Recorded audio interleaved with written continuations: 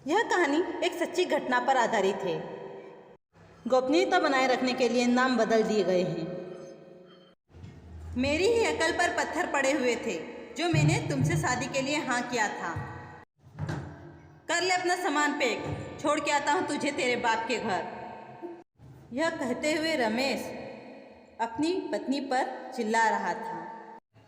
हालांकि गलती दोनों की नहीं थी, मांजरा तो कुछ अलग ही था। ये कहानी शुरू होती है सुनीता की शादी से। उसके ससुर जी की काफ़ी अच्छी जान पहचान थी और उसी जान पहचान और अच्छे व्यवहार को देखते हुए उसकी शादी रमेश से तय कर दी गई। रमेश भी आज के हिसाब का लड़का था, नौकरी करता था, अच्छे पैसे कमा लेता था और सबसे अच्छी बात अच्छी ज़मीन थी। पर सुनीता भी कम नहीं थी, वह भी एक अच्छे परिवार से थी। दोनों ही परिवार बराबरी के थे और दोनों ही पढ़े लिखे और शादी हो गई। पर रमेश एक लौता लड़का था और बाहर शहर काम करता था, इसलिए सुनीता को गांव में ही रहना पड़ा। गांव में रहने का कोई जायज़ कारण नहीं था। उसकी माँ को काम करने में परेशानी होती थी, बस इसीलिए रमेश उसे अपने साथ नहीं ले गया। सास की उम्र काफ़ी अधिक नहीं थी, यही 46-47 के करीब थी, पर उसे वाकई में काम करने में जोर आता था। सुनीता ने भी अपने पति का कहना माना और साथ न चलने की कोई जिद न की। पर सुनीता की सास मीरा काम करने की बहुत मक्कार थी और जीबान तो कैंची की तरह चलती थी। उसे बातें बनाने के सिवा कुछ काम न था। उसे लगता था कि सुनीता को उसकी औकात से बहुत अच्छा घर मिल गया है और उसके लड़के को सुनीता से भी बेहतर लड़की मिल सकती थी। पर उसके पति ने उसकी चलने न दी। कुछ ही महीने हुए थे शादी को कि सुनीता के ससुर जी को हार्ट अटैक आ गया और उनकी मौत हो गई और रिश्तों में उलझी एक नई कहानी ने जन्म ले लिया।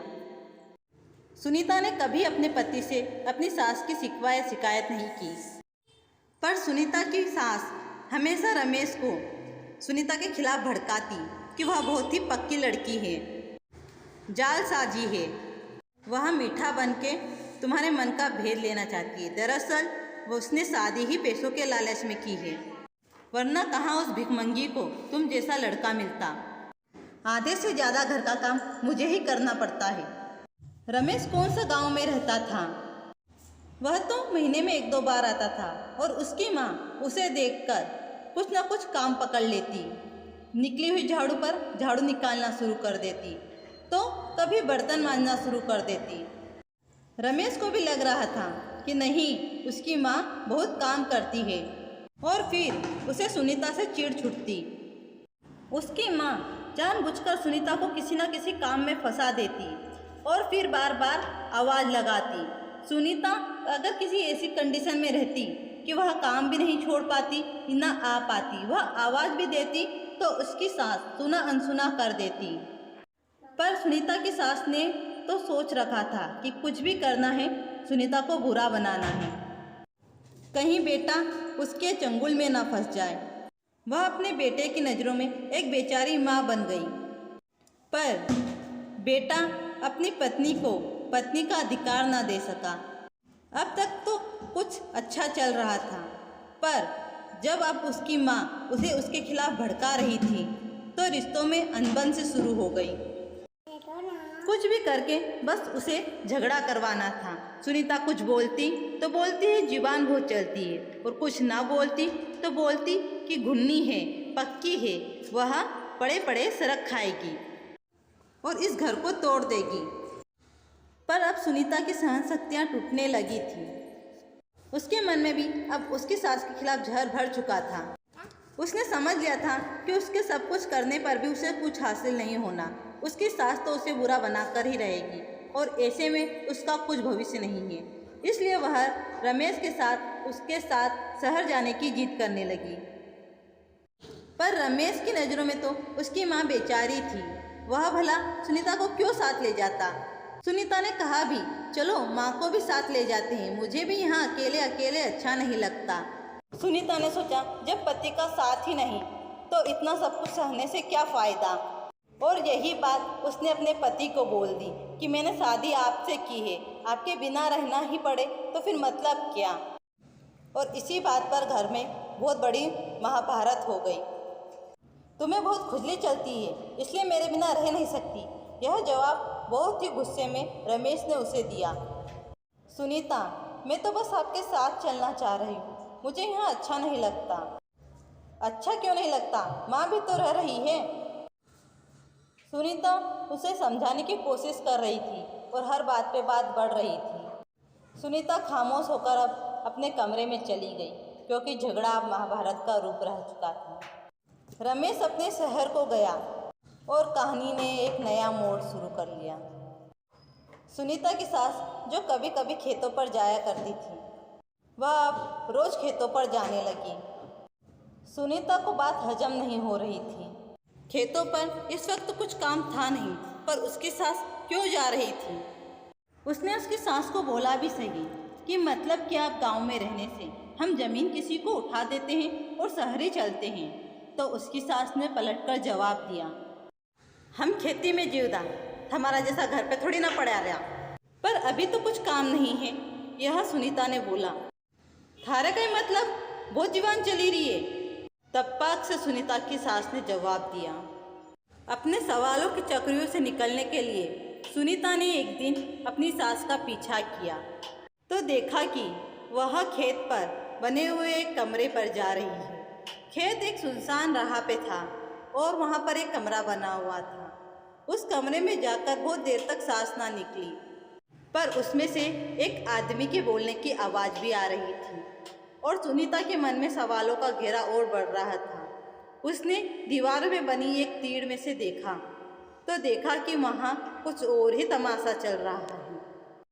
अब सुनीता का गुस्सा भी सातवें परवान पर चढ़ गया कि वह जो हमेशा उसे कुछ भी अनाप शनाप बोला करती थी, जिसके लिए वह अपने पति से अलग रह रही थी, वह औरत इतनी गिरी हुई है। उसके ससुर जी की मृत्यु को अभी 3-4 महीने ही हुए थे और उसकी सास ने इतना गलत कदम उठा लिया।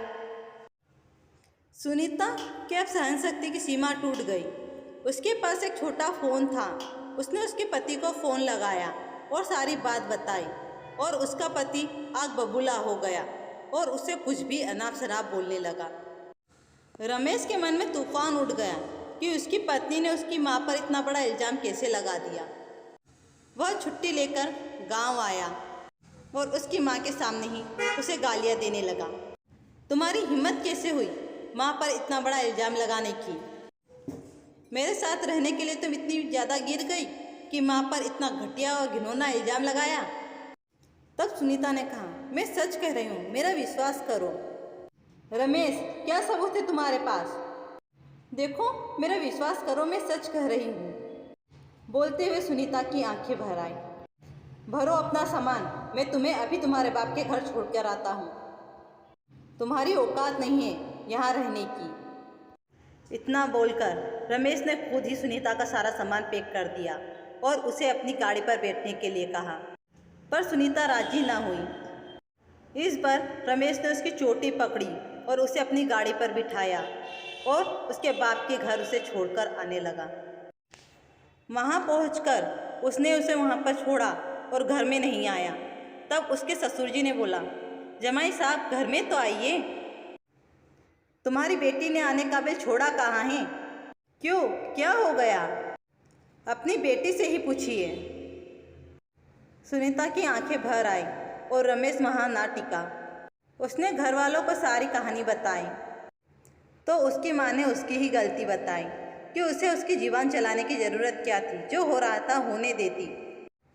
बेटी का घर बैठना शोभा थोड़ी ना देता है, आसपास के लोग 10 बातें बोलेंगे। और तुम्हारी सास तो वैसे ही जात समाज में शिकायतें करती फिरती है।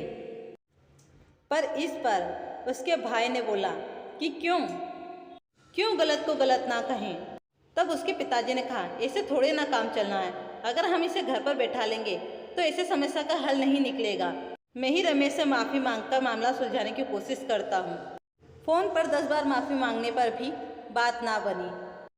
तब सुनीता के भाई ने कहा कि मैं ही तुम्हें ससुराल छोड़कर आता हूँ। पर बात तो अब सुनीता के सम्मान पर आ टिकी थी और वह रोकर बोलने लगी, मैं आप लोगों पर इतना बोझ बन गई। तब उसके भाई ने कहा, बोझ नहीं हो, पर सही को सही भी बताना ज़रूरी है। अगर अभी कुछ ना किया तो तुम हमेशा ही गलत रहोगी और रिश्ता टूट जाएगा। तब सुनीता के भाई ने उसे एक स्मार्टफोन दिया और बोला कि अब जब तुम्हारी सास खेत पर जाए तो तुम उसका वीडियो बनाना। पर यह सब इतना आसान नहीं था, क्योंकि अभी तो वह मायके थी। सुनीता का भाई उसे वहां छोड़कर आया और उसकी सास ने उसे अनाप शनाप बोलना शुरू किया और अपने बेटे को फ़ोन लगा दिया। पर सुनीता भी अब जीत पर अड़ी हुई थी कि अब कुछ भी हो उसे वहीं रहना है। वह उसकी सास के पैरों पर गिर गई और बोला कि मैं अब कुछ नहीं बोलूँगी, मुझे माफ़ कर दो, मुझे बस इस घर में रहने दो। सुनीता की सास का तो घमंड से सीना फूल गया। वह तो वैसे ही काम की मक्कार थी, इसलिए उसने उसे रख लिया। पर वह अब चौकन्ना भी रहती, क्योंकि उसे पता था कि उसकी बहू सब कुछ जानती है। पर उसे यह न पता था कि अब सुनीता के पास स्मार्टफोन है। उसने कह दिया कि अब सुनीता कोई फ़ोन नहीं रखेगी, किसी से बात नहीं करेगी, अब वह सिर्फ घर का काम करेगी और घर पर ही रहेगी। और उसका भाई सभी में हाँ करते हुए उसे छोड़कर चला गया। फ़ोन साइलेंट मोड पे था, कभी उसकी सास को पता न चला। एक दिन सुनीता ने उसकी सास को सजते संवरते देखा तो उसके मन में संदेह उत्पन्न हो गया, लेकिन अब वह कैसे जाती। पर उसने भी अब जीतने की ठान ली थी और उल्टियों का बहाना करना शुरू कर दिया। उसकी सास ने पूछा क्या हुआ, तो बोली बहुत ही जी घबरा रहा है, मुझसे कुछ करने की नहीं बन रही, मैं थोड़ी देर सो जाऊं। तब उसकी सास ने कहा कि दाल पड़ी है, दाल बिन ले। पर मम्मी दीवार मत चला, तब बात से सुनीता की सास बोली। तब सुनीता ने कहा ठीक है, मैं छत पर जाकर दाल बिन लेती हूँ। पर सुनीता तो खिड़की में से कूद के खेत की तरफ भागी और वहाँ फ़ोन चालू करके कमरे में ऐसी जगह फिट कर दिया कि उसे कमरे का पूरा नज़ारा दिखे। और भागती हुई वह वापस से घर आ गई। उसने देखा कि उसकी सास तो घर पर है ही नहीं। उसे मन में लग रहा था कि कहीं उसकी सास को सब कुछ पता न चल जाए। पर उसने सोचा अब जो होगा देखा जाएगा। काफ़ी समय बाद उसकी सास आई और वह बिल्कुल नॉर्मल ही बातें करने लगी। उसकी सास को भी अंदाजा न था कि अब उसके कान का पर्दा साफ होने वाला। और सुनीता जल्दी काम से निपट गई और सोने चली गई। सुनीता की सास भी थक गई थी और जल्दी सो गई। मौके का फ़ायदा उठाकर सुनीता खेत पर पहुंची और अपना फ़ोन उठाया और जल्दी से घर का रास्ता पकड़ा। घर पर उसने पूरा वीडियो देखा और उसके बाद उसके पति को सेंड किया। और वीडियो पहुंचते ही उसके पति का तुरंत फ़ोन आ गया। यह सब क्या है, तुम्हें शर्म नहीं आई सब गंदा और घटिया वीडियो पहुंचाते हुए? घटिया तो आप और आपकी माँ हो, सुनीता ने उत्तर दिया। मेरी सहन शक्ति को चकनाचूर कर दिया। मैंने इतना सब कुछ सहा, आपके घर की इज्जत बचाई, लेकिन आप लोगों ने मेरी इज्जत दो कौड़ी की ना रखी। मैं बुरी हूँ और अब बुरी ही रहूँगी। आपकी माँ सती सावित्री है तो वह अपनी सती माँ की खुद सेवा करो। मैं जा रही हूँ अपने मायके, क्योंकि अब मैं खुद को सही साबित कर सकती हूँ। और सुनो, खुजली मुझे नहीं आपकी माँ को हो रही थी, इसीलिए वह आपके साथ शहर नहीं आ रही थी, ना ही मुझे पहुँचा रही थी। उन्हें तो बस काम करने के लिए नौकरानी चाहिए थी। अगर रिश्ते को निभाना है तो मान सम्मान के साथ मुझे मायके में लेने आना, वरना भाड़ में जाओ।